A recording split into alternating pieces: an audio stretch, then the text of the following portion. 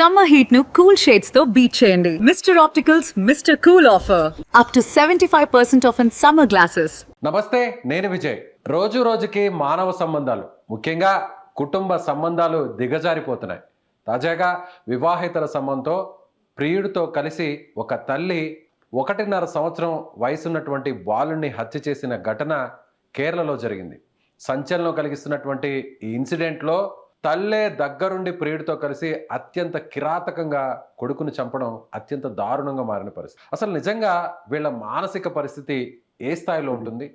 వీళ్ళకి నిజంగా ఈ స్థాయిలో వాళ్ళ విలువలు దిగజారిపోయే విధంగా ఇంత క్రూరంగా ప్రవర్తించడానికి అసలు ప్రధాన కారణం ఏంటి తెలుసుకునే ప్రయత్నం చేద్దాం. మనతో పాటు ఉన్నారు ప్రముఖ సైకాలజిస్ట్ డాక్టర్ వీరేంద్ర గారు. వీరేంద్ర గారు, నిజంగా ఇలాంటి ఘటనలు విన్నప్పుడు వాళ్ళ మానసిక స్థితి సక్రంగా లేకపోవడమే ఇదంతానా, లేదంటే వివాహేతర సంబంధానికి అడ్డుగా ఉంది అనేటువంటి కారణంతోనే హత్య చేసి ఉండొచ్చు అనుకోవచ్చు? అంటే డెఫినెట్గా దీన్ని మనం 2-3 కోణాల్లో మనం చూడొచ్చు. ఒకటి, వివాహేతర సంబంధం కుటుంబ వ్యక్తుల పైన ఎట్లాంటి ప్రభావం ఉంటుంది అనేది ఒక పార్ట్. రెండోది, అనుకున్న వ్యక్తులు వీళ్ళని ఎట్లా చంపగలిగారు, లేదా ఏ విధంగా చంపారు, ఇది మన మేజర్ కన్సర్న్ అండి. అంటే ఎవరైనా కానీ, పిల్లలు కానీ పెద్దవాళ్ళు కానీ చంపాలనుకున్నప్పుడు కిరాతంగా పాశవికంగా చంపడానికి ఏంటి కారణం? మేజర్గా ఒకటి, అవతలి వ్యక్తుల పట్ల విపరీతమైన ద్వేషం, పగ కారణంగా ఏం జరగకుండా ఏదో ఒక బలమైన కారణం ఉండి ఉంటుంది. That is one. రెండోది, అట్లా చంపాలనుకున్నప్పుడు వేరేళ్ళతో చంపేయడం ఒకటైతే, వాళ్ళు పూనుకొని చంపడం రెండోది. వీళ్ళు పూనుకొని చంపే ప్రాసెస్ లోపల వాళ్ళు అయితే డ్రగ్గిస్ట్లైనా ఉండాలి. ఎందుకంటే వాళ్ళ ఎమోషనల్ స్టేటస్ మొత్తం నంబైపోతుంది. వాళ్ళ ఎమోషన్స్ ని ఎక్కువ ఎక్స్పీరియన్స్ కాలేరు. కాబట్టి అవతలి వ్యక్తులు బాధపడుతున్నా వీళ్ళకి మాత్రం అది బాధాకరం కాకుండా వాళ్ళ లక్ష్యాన్ని పూర్తి చేసుకునే భావన కలిగే స్టేట్ ఆఫ్ మైండ్ లో కలిగి ఉంటారు. రెండోది ఏంది, వాళ్ళకి నిజంగానే సైకలాజికల్ ఇల్నెస్ ఉంటుంటుంది. ఎలాంటి సైకలాజికల్ ఇల్నెస్ ఉంటే వాళ్ళు అట్లా ప్రవర్తిస్తారు అంటే, ఒకటి యాంటీ సోషల్ పర్సనాలిటీ డిజార్డర్ అని ఉండాలా, వ్యక్తిత్వ లోపం. రెండోది ఏంటంటే వాళ్ళకి సైకోసిస్ తో బాధపడుతున్నట్టు ఉండాలి. ఈ సైకోసిస్ తో బాధపడుతున్న వాళ్ళకి ఏంటంటే వాళ్ళు ఒక ఎల్యూసినేషన్ లో ఉంటారు. భ్రాంతులు ఉంటాయి వాళ్ళకి. ఆ భ్రాంతుల్ని నిజమే అనుకొని ఆ నిజాన్ని తోటే వాళ్ళు పోరాడుతూ ఉంటారు. సో ఇలాంటి స్టేట్ ఆఫ్ మైండ్ కలిగి ఉన్న వ్యక్తులు మాత్రమే అవతల వ్యక్తులను తొందరగా తుదముట్టిస్తే తప్ప వాళ్ళ జీవితం సేఫ్ ఉండదని ఒక భావన వాళ్ళను నిరంతరం వెంటాడుతూ ఉంటే దాని నుంచి తప్పించుకోవడానికి ఈ పనులు చేస్తారు. ఇది మేజర్ గా ఈ హంతకులకు ఉండే స్టేట్ ఆఫ్ మైండ్. అంటే శారీరక సుఖం కోసమే, అంటే ప్రియుడితో ఉన్నటువంటి ఆ రిలేషన్కి అడ్డు తొలుగుతున్నాడనే కారణంతోనే ఇలాంటి మానసిక వ్యాధి కానీ మానసిక రోగం కానీ వచ్చి ఉంటుందా, లేదంటే బేసికల్గానే వాళ్ళ మైండ్ సెట్ అలా ఉంటుందా? లేదండి, అసలు ఇప్పుడు ఏమంటారు, ఎక్స్ట్రా మరల్ అఫేర్ కోసమో లేకుంటే లవర్ కో సెక్స్ తో కనెక్ట్ కావాలనుకో ఉద్దేశంతో ఇవి రావు. ఇట్లాంటి చంపాలనే భావన, చంపితేనే బాగుంటుందనే ఆలోచన అనేది వాళ్ళకి ఆల్రెడీ సైకలాజికల్ ఇల్నెస్ ఏదో ఉంటుంది. ఒక ఆ డిజార్డర్ ముందు నుంచి ఉంటుందా, అతనితో సంబంధం లేక ముందు నుంచి ఉంటుందా? లేకముందు ఉన్నప్పటికీ అలాంటి ఇన్స్టింక్ట్ ఉంటాయి వాళ్ళకి. వాళ్ళు ఆ పర్టికులర్ సిచ్యువేషన్ వచ్చినప్పుడు వాళ్ళు అట్లా యాక్ట్ చేస్తారు, కానీ వాళ్ళకి ఆ సైకోపెథాలజీ ఎప్పటి నుంచో ఉండి ఉంటది. కానీ వాళ్ళు కూడా గుర్తించుండరు. అది వాళ్ళు చిన్నప్పటి నుంచి అదే ఆలోచనతో పెరుగుతున్నప్పుడు వాళ్ళకి ఆ సమస్య వచ్చినప్పుడు చుట్టుపక్కల వాళ్ళు లేదు వాళ్ళ ఇంట్లో కుటుంబ సభ్యులు ఎవరైనా గుర్తించి ఈయన బిహేవియర్ చాలా కంపల్సరీగా ఉంటుంది, ఉన్నట్టుండి చాలా ఇంపల్సివ్ కూడా బిహేవ్ చేస్తున్నాడు, ఇది హెల్ప్ఫుల్ కాదు మనిషి జీవితానికి కానీ కుటుంబానికి కాదు అని గుర్తించి ఒక ప్రొఫెషనల్ దగ్గర తీసుకెళ్తే ఆ సమస్య ఏందో గుర్తించబడుతుంది. కానీ అట్లా గుర్తించబడకుండా మన దేశంలో దాదాపుగా ఒక 60-70% వ్యక్తులు ఉంటారు. మన భారతదేశంలో దౌర్భాగ్యం ఏంటండి, మనం రాకెట్లు పంపిస్తాము, రకరకాలైన టెక్నాలజీలో మనం ముందంజ వేస్తున్నాం, కానీ మానసికంగా మనిషికి ఉండే రుగ్మతలను ట్రీట్ చేసే భాగంలో మాత్రం మనము మొత్తం ప్రపంచ దేశాలు 250 ఉంటే మనం ఎక్కడ 200 స్థానంలోనే 190 స్థానంలో ఉండి ఉంటాం కావచ్చు.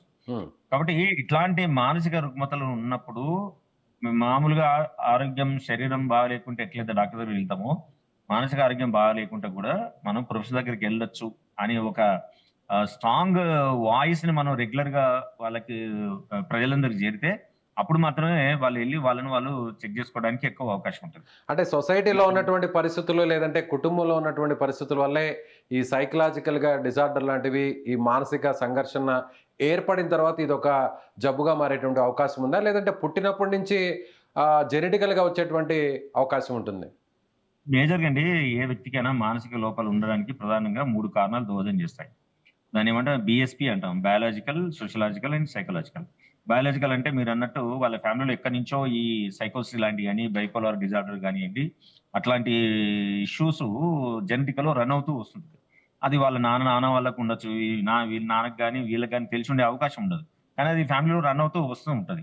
సోషలాజికల్ కండిషన్స్ అంటే విపరీతమైన వివక్షను, విపరీతమైన భయాందోళన వాతావరణంలో ఉన్నప్పుడు, అది తల్లిదండ్రుల వల్ల గావచ్చు, లేదు చుట్టుపక్కల వాళ్ళ వాతావరణంలో పనిచేసే క్రమంలో ఉండొచ్చు, స్కూళ్ళలో కావచ్చు, లేదు ఏదైనా ఒక ట్రామాటిక్ ఎక్స్‌పీరియన్స్ అయ్యుండొచ్చు.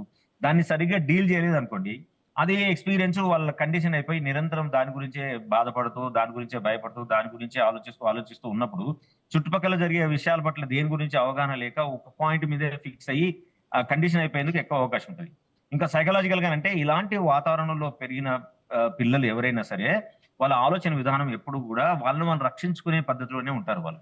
అవతలి వాళ్ళు మంచి వాళ్ళా? చెడ్డ వాళ్ళా? వాళ్ళు చేసే పని రేషనల్‌గా ఉందా? లేదా? అనేది ఉండదు. వాళ్ళని వాళ్ళు ఎట్లా రక్షించుకోవాలా? అది చిన్నవాళ్ళుగా, పెద్దవాళ్ళా? ఏ సమస్య అనేది వాళ్ళ దృష్టిలో ఒక ఆలోచించకుండా టోటల్‌గా ఒక కాగ్నిటివ్ బయాస్‌లకెళ్ళిపోయి వాళ్ళు అదే పద్ధతిలో ఉండడానికి దోహదం చేస్తూ ఉంటది. కానీ ఇలాంటి వీరేందర్ గారు, డాక్టర్ గారు వాళ్ళకు మీరు చెప్తున్నట్టుగా అలాంటి మానసిక స్థితి కలుగుతుంది. డాక్టర్ గారు మీరు చెప్తున్నట్టుగా మెడికల్ సైన్సెస్ ప్రకారం వీటికి ఏ పేరు చెప్పినా, ఇది వ్యాధి కావచ్చు, రోగం కావచ్చు, లేదంటే ఆ! మానసికంగా ఉన్నటువంటి కాస్త జబ్బు కావచ్చు, ఏదైనా కూడా ఒక తల్లి బిడ్డను చంపడం అంటే ఈ భూప్రపంచం మీద, భూమి మీద జంతువు కూడా తన పుట్టినటువంటి ఆ జంతువుని ఎంతో ప్రేమగా చూసుకుంటుంది. తన ప్రాణాన్ని కాపాడడం కోసం తన ప్రాణాన్ని అడ్డు వేస్తుంది. అలాంటిది ఒక అవును. మనిషిగా ఉండి ఒక బిడ్డకు జన్మనిచ్చి అందులోనూ 1.5 సంవత్సరం వయసున్నటువంటి సొంత కొడుకునే ప్రియుడి కోసం చంపడం అంటే నిజంగా అసల హ్మ్. దీనికి ఏం పేరు పెట్టాలో కూడా అర్థం కాని పరిస్థితి. ఒక రకంగా చెప్పాలంటే సైకో అనొచ్చా? హ్మ్. అదే ఇప్పుడు ఇలాంటి హెలుసినేషన్‌తో సఫర్ అయ్యే వాళ్ళనే మనం సైకో అని అంటాం. ఓకే. అంటే వాళ్ళ దృష్టి లోపల ప్రపంచం డిఫరెంట్ ఉంటది. మనం జీవించే ప్రపంచం, మనం ఆలోచించే విధానము, ఆ వ్యక్తులు చూసే ప్రపంచం, వాళ్ళు ఆలోచించే విధానం వాళ్ళకు కలిసి ఉండదక్కడ. కాబట్టే వాళ్ళ ప్రపంచంలో వాళ్ళు చేస్తున్న పని వాళ్ళ సేఫ్టీ కోసం, వాళ్ళ సర్వైవల్ కోసం చేస్తున్న పనిలాగే కనిపిస్తూ ఉంటుంది. కాబట్టి ఇట్లాంటి పనులు చేసే వాళ్ళకు డెఫినిట్‌గా మనం జంతువులే అని అంటాం. ఏమంటామండి? ఇప్పుడు పులి ఉంది. పులి పిల్లలు పెడుతుంది. ఆకలేస్తే పులి పిల్లనే తింటది అంటారు. సో, అట్లాంటి జాతుల్లో మనుషులు గూడా ఉంటారు. కాకపోతే జంతువుల్లో ఓన్లీ పులి మాత్రమే అట్లా చేస్తున్నాడు. మనుషులు ఎప్పుడు ఎవరు ఎట్లా చేస్తారో మనం ఐడెంటిఫై చేసి ఫిక్స్ చేయడం చాలా కష్టం కాబట్టి, వాళ్ళదంతా కూడా జంతు ప్రవర్తనగానే మనం తీసుకోవాలి. కరెక్టే. మీరు చెప్పినట్టుగా ఈమెకి కొంత మానసికంగా కాస్త వ్యాధి, జబ్బు, సైకలాజికల్‌గా ప్రాబ్లమ్ ఉండుండొచ్చు. చిన్నప్పటి నుంచి ఏదో ఒక డిజార్డర్ అయితే కంటిన్యూ అవుతుండొచ్చు. మారిన పరిస్థితుల అవును. వల్ల కూడా అది మరీ తీవ్రమై ఉండొచ్చు. కానీ అక్కడ ప్రియుడు ఉన్నాడు కదా! సో, ప్రియుడు అవును. గూడా ఇందులో కలిసి హత్య చేసాడు కాబట్టి అతనికి ఎలాంటి సమస్య ఉంది? అతను కేవలం శారీరక కోరిక, వాంఛను తీర్చుకోవడం కోసమే తన ప్రియురాలికి సంబంధించినటువంటి కొడుకుని చంపాడా? లేదంటే తనకు కూడా ఏదన్నా వేరే ప్రాబ్లమ్ ఉండుండొచ్చా? ఇప్పుడు కారణము దేనివల్ల చంపాడనేది వాళ్ళు చెప్తేనే మనకు అర్థమవుతుంది. ఇక్కడ మనం చూడాల్సింది ఏందనంటే, ఇప్పుడు ఈ చంపడం అనేది అది ఉమ్మడి వ్యూహమా? హ్మ్. లేదు అమ్మ అనుకోని ఈయనతో చేయించిందా? లేకుంటే వీడు చెప్తే అమ్మ గూడా ఓకే అన్నదా? అనేది వాళ్ళు మాట్లాడితే మనకు తెలుస్తది. మనం we cannot guess it and కానీ అస్యూమ్ అండ్ ప్రాథమికంగా ఉన్న ఆధారాలను బట్టి చూస్తే అత్యంత కిరాతకంగా సిగరెట్లతో కాల్చి మరీ చెప్పడం, చంపడం, 25 చోట్ల మరి ఈ గాయాలుండడం, అలాగే లోపల కూడా రక్తస్రావం జరగడం, అంటే తీవ్రంగా కొట్టి మరీ చంపినట్టుగా ఆధారాలు అవునండి. బయటకొస్తున్నాయి. హ్మ్.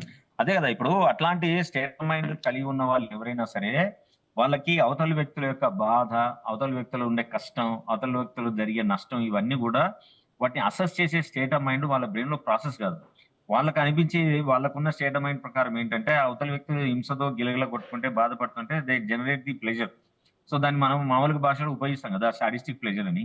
సో, అట్లాంటి సాడిస్టిక్ ప్లెజర్ కోసం వాళ్ళు చేసి ఉండొచ్చు. లేకుంటే ఒక చిన్న పిల్లని చంపడం అన్ని బాడీ మొత్తంలో అన్ని 50 సార్లు సిగరెట్‌తో కాల్చి చంపాల్సినంత క్రూరత్వం ఎందుకు అవసరం లేదు గదా! సో, డెఫినిట్‌గా ఇదేం జెప్తుంది? నిజంగానే ఈ వేరే వ్యక్తికి ఒక మానసిక రుగ్మత ఉంది. ఆ రుగ్మత కారణంగానే ఈ పని చేసి ఉండొచ్చు. రెండోది ఏంది? ఇప్పుడు వాళ్ళిద్దరి మధ్య ఉన్న రిలేషన్‌షిప్‌ను కంటిన్యూ చేయడానికి అడ్డు తొలగించుకోవడానికి చేయొచ్చు. లేదు ఆవిడకి భవిష్యత్తు పట్ల ఈ పిల్లవాడు అడ్డంకి మారతాడు. ఈ పిల్లవాడిని నేను తీసుకొని పోషించలేను అనే ఒక నిస్సహాయతలోంచి ఈ పని చేసి ఉండొచ్చు. ఇతరత్రా ఏమి మానసిక కారణాలు ఆమె ఏం చేసిందనేది మనం ఓన్లీ ఊహించగలం తప్ప, ఇదే కారణం అని మనం చెప్పడం చాలా కష్టం కాబట్టి ఆమె చెప్తేనే మనం కరెక్ట్ గా కానీ చెప్పగలుగుతాం. కానీ సమాజం మాత్రం ఇలాంటి వ్యక్తులకు బహిరంగంగా ఉరితీయాలి, అత్యంత దారుణంగా వీళ్ళకు కూడా శిక్షలు వేయాలి అని సమాజంలో ఉన్న ప్రతి ఒక్కరు కూడా ఈ వీడియో చూస్తున్న వాళ్ళందరూ కూడా కోరుకుంటారు. ఎందుకంటే తల్లి దగ్గరుండి కొడుకుని చంపడం ఇంత కిరాతకంగా చంపడం, అందులోని ప్రియుడి కోసం చంపడం అనేది ఎవరు కూడా జీర్ణించుకోలేని పరిస్థితి. కానీ అవును. ఒక డాక్టర్‌గా వీళ్ళకి ఎలాంటి ట్రీట్మెంట్ చేస్తే నయమయ్యే పరిస్థితి ఉంటుందా? వీళ్ళని ఏమనాలి? అంటే ఇప్పుడు మీరు చెప్తున్న దాంట్లో సమాజం బహిరంగంగా ఉన్నోళ్ళ బహిరంగంగానే శిక్షించాలనేది బార్బరిక్ వ్యవస్థ. మన దేశం అట్లాంటి వ్యవస్థలో లేదు. బట్ శిక్ష పడాలని కోరుకోవడం మంచిదే. కానీ మనము వాళ్ళను బహిరంగంగానే ఉరిదిస్తేనే, కొట్టి చంపితేనే బాగుంటుంది అనే ఆలోచనను మనం ఖండించాలి. దాన్ని ఎవరు మనం యాక్సెప్ట్ చేయకూడదు. రెండోదేందంటే ఇట్లాంటి మానసిక స్థితిగతుల్లో, ఇట్లాంటి మనస్థితి లోపల చేసిన నేరాలకు సంబంధించి మన భారతదేశంలో ఉన్న ప్రాబ్లమ్ ఏందంటే ఎక్కడ గూడా జైలుకు సంబంధించి ఆర్&డి లేదు కూడా. ఇప్పుడు ఈ విధిస్తున్న శిక్షలు గాని, ఏవైనా గాని గత బ్రిటిష్ వాళ్ళు పెట్టిన రూల్స్ అండ్ రెగ్యులేషన్స్ తప్ప కొత్తగా మనం శిక్షల్ని మన శిక్షణలో ఇంట్రొడ్యూస్ చేయలేదు. కాబట్టి ఇట్లాంటివి జరిగినప్పుడు ఏం చేయాలి నిజానికి? డెఫినిట్‌గా జైలు శాఖ గాని, పోలీస్ శాఖ గాని ఒక పారలెల్‌గా రీసెర్చ్ వింగ్ ఉండాలి. ఇట్లాంటి పనులు ఎందుకు చేస్తున్నారు అనేది ఫస్ట్ మనం ఏం చేయాలో సైకలాజికల్ అనాలిసిస్ చేయాలి. ఒక టీమ్ ఆఫ్ ఎక్స్‌పర్ట్స్ కూర్చోవాలి. కూర్చొని ఈ ఈ పనులు జరగడానికి గల కారణాలు అన్వేషించి ఆ కారణాలను మళ్ళీ మనం ఎడ్యుకేషన్ డిపార్ట్మెంట్‌కో లేదు ఫీడ్‌బ్యాక్ టు ద గవర్నమెంట్‌కి ఇస్తే గవర్నమెంట్ దాని గురించి ఒక పాలిసీ తయారు చేయాలి. తయారు చేసి ఇట్లాంటి ఏమంటారు క్రైమ్స్ జరగకుండా చేయాల్సిన పనులు ఏంటో చేస్తే మనం వీటి నుంచి రిలీవ్ అవ్వడానికి అవకాశం ఉంటుంది. ఇప్పుడు తల్లి కూతురు కొడుకుని చంపడం అనేది ఫస్ట్ కేసు కాదు. ఇది లాస్ట్ కేసు కూడా కాదు. మన గతంలో ఎన్నో సార్లు ఎన్నో కేసుల లోపల తల్లిలు పిల్లల్ని చంపిన ఉన్నాము. తండ్రులు పిల్లల్ని చంపిన కేసులు విన్నాము. కాబట్టి వీటికి సంబంధించి మన దగ్గర ఒక పాలిసీ లేదు, ఒక డైరెక్షన్ లేదు. కాబట్టి పదే పదే ఇట్లాంటివన్నీ మనం వినగలుగుతున్నాం. Right sir. Okay sir. Thank you sir. Thank you so much. Okay బా, థ్యాంక్ యూ. సో ఇది సైకాలజిస్ట్ డాక్టర్ వీరేంద్ర గారు చెప్తున్నట్టుగా నిజంగా చాలామంది మన మధ్య తిరుగుతున్న వారిలో కూడా ఇలాంటి మానసిక వ్యాధితో బాధపడుతున్న వారు చాలామంది ఉంటారు. సో ఇలాంటి వాళ్ళని గుర్తించడం అంటే చాలా అత్యంత కష్టం. కానీ అందరూ కోరుతున్నట్టుగా వారికి బహిరంగంగా శిక్షలు వేయాలంటే మాత్రం అది సమంజసం కాదు. కానీ వాళ్ళు పెరుగుతున్నటువంటి వాతావరణం, కుటుంబంలో ఉన్నటువంటి పరిస్థితులు కూడా ఈ విధంగా మారడానికి దారితీయవచ్చు అని చెప్పి ఆయన చెప్తున్నారు. మీరేమనుకుంటున్నారు? నిజంగా ఇంత దారుణంగా, అత్యంత దారుణంగా చంపినటువంటి ఇలాంటి వ్యక్తుల్ని ఏం చేయాలో మీ అభిప్రాయాన్ని కూడా కామెంట్ బాక్స్లో తెలియచేయండి. Thank you.